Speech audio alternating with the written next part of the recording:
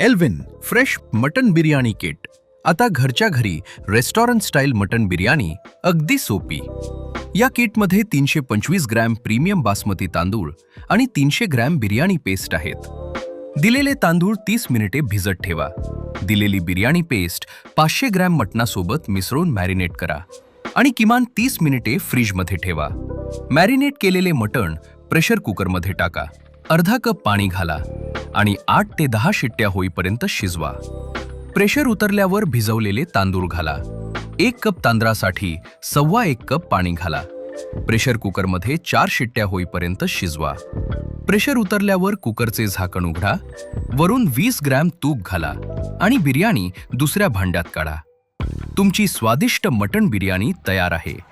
ही 4 ते 5 जणांसाठी पुरेशी आहे. एल्विन फ्रेश मटण बिर्याणी किट.